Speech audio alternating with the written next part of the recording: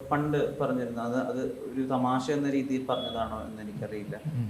ഈ മഹാനായ ചലച്ചിത്രകാരൻ അരവിന്ദൻ സാറിന്റെ സിനിമകൾ കാണാൻ അന്ന് SFIയും DYFIയും സ്റ്റുഡൻസ് ഒക്കെ വന്നിരുന്നു. ഇന്ന് അവരെ എവിടെയും കാണാനില്ല എന്ന് പറഞ്ഞിരുന്നു. ഇപ്പോൾ ഒരു ഇടതുപക്ഷ സഹയാത്രികൻ എന്നുള്ള രീതിയിൽ SFI DYFI പ്രവർത്തകരുടെയൊക്കെ ഈ സിനിമയുമായുള്ള അഭിരുചികൾ അല്ലെങ്കിൽ അടുപ്പം അതിനെ എങ്ങനെയാണ് നോക്കിക്കാണുന്നത്? പണ്ട് SFIയിൽ നിന്ന് വരുന്ന വ്യക്തികൾ ഒരുപാട് റൈറ്റേഴ്സ് ഉണ്ടായിരുന്നു. ഒരുപാട് അവരൊക്കെ അന്ന് അതിൻ്റെ സൃഷ്ടികളായിരുന്നു.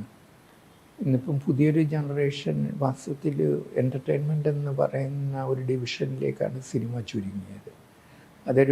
അപ്പം അവരെ സംബന്ധിച്ചിടത്തോളം ഈ പറഞ്ഞ മാതിരി 2 മണിക്കൂർ 3 ഇന്നിപ്പോൾ ഒരുപാട് ഫോം ഓഫ് എൻ്റർടൈൻമെൻ്റ് ഉണ്ട്, ഇൻക്ലൂഡിങ് ഈ പറഞ്ഞ മാതിരി സിനിമ മാത്രമല്ല, ക്ലബ്ബുകളുണ്ട്, അതല്ലെങ്കിൽ വേറെ ഒരുപാട് ഏരിയകൾ ഇതുമായിട്ട് റിലേറ്റ് ചെയ്തിട്ടുള്ള DJ എന്നൊക്കെ പറയുന്ന സംഭവങ്ങളൊക്കെ ഇപ്പോൾ നമുക്കറിയാവുന്നൊരു കാര്യമാണ്. അപ്പോൾ അങ്ങനെയുള്ള എൻ്റർടൈൻമെൻറ്റ് സിനിമ അല്ലെങ്കിൽ ആ ഭാഗം ഇപ്പം മ്യൂസിക് തന്നെ വാസ്തവത്തിൽ സിനിമയുടെ സ്ലേവാണ്.